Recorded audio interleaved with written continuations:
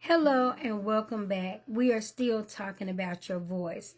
We're still talking about you being victoriously outspoken, initiating corrective environments or creative environments, whichever you choose. The most important thing is that you are using your voice. One of the things that I tell people all the time in conversation, I always say, you're not my friend until we have fussed, fallen out, and we get back together. I say that because until that happens, you really don't know how people feel about you. It takes somebody that cares about you, that loves you to fight through the bad times. So I say that about friends because when I was younger, I used to think, oh, everybody is my friend until I learned. And so once I learned, that is my rule of thumb.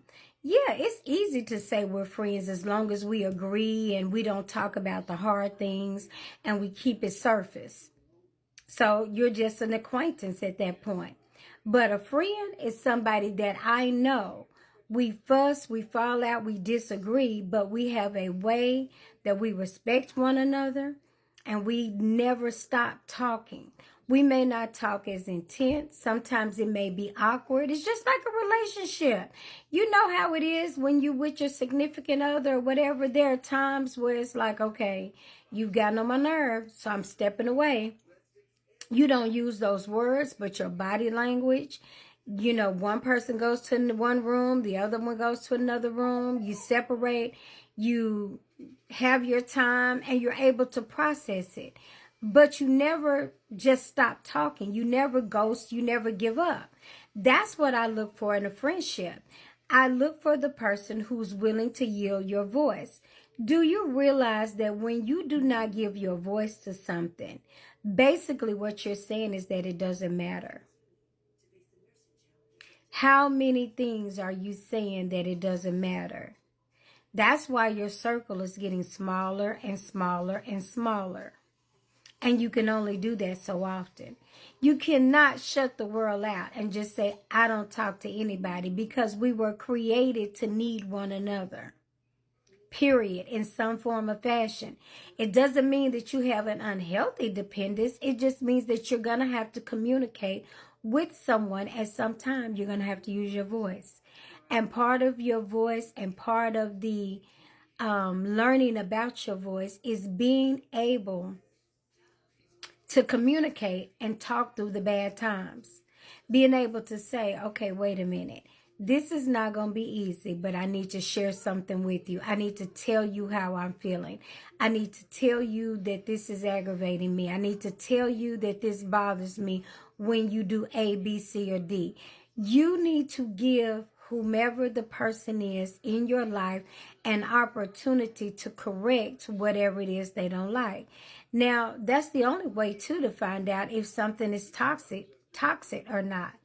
Is the person that you're investing time in, that you're giving your voice to, do they listen to your voice? Do they take your voice in consideration, or do they dismiss it?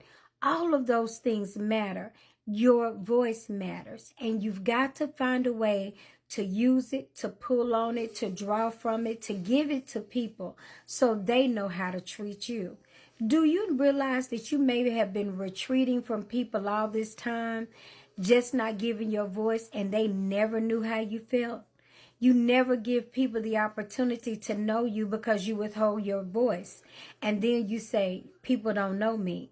They can only know what you share.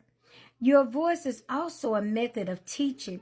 Has it ever occurred to you that even in using your voice to share how you feel, you're opening up and exposing the people around you to something better, to something different?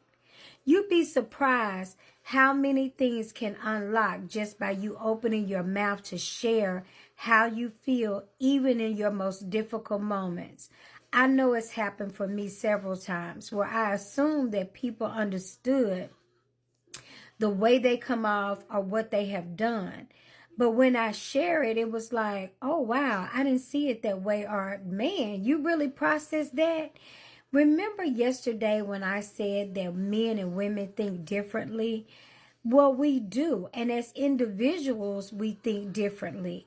So it's only when you use your voice to explain Only when you use your voice to, give clarity, to shed light, to provide understanding, only then can people really know how you feel, what you're thinking, and how you process. If you never talk, people never know what you know.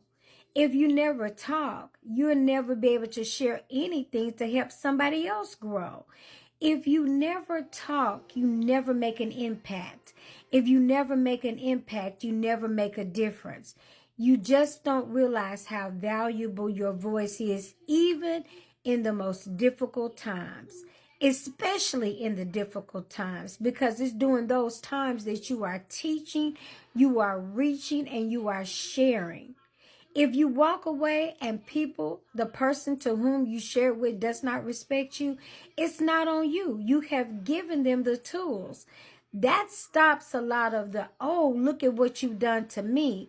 Because when I explain to you what I need and what what I expect and the respect that I want, and you can't give it, if you walk away or if we fall out, I can say, no, you did that to yourself, because I communicated to you what I needed and you didn't give it to me. You couldn't do it. You ignored it. So we had to part ways.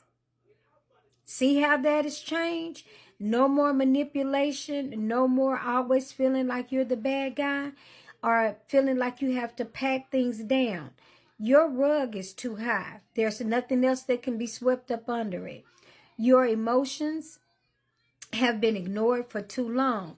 That's why you're having a hard time finding you, because your emotions are a part of you. And I know that's also not something we grew up thinking we needed to validate or talk about. But now that we go to therapy, we understand, we realize that we must use our voice. When you don't use your voice, you are saying that do whatever, nothing matters, and I don't care. And that is not true, because the other part of your voice, your body language, you're retreating, you're eating too much, you're not eating enough, your depression is screaming, I'm hurting, I care, but your mouth has to say it. I know it's hard having difficult conversations, and just because I have them doesn't mean that they are easy. I just realized that my voice is so important that I would rather have a hard conversation than to die in silence. Remember, we're being victoriously outspoken so that we can initiate creative and corrective environments. Use your voice.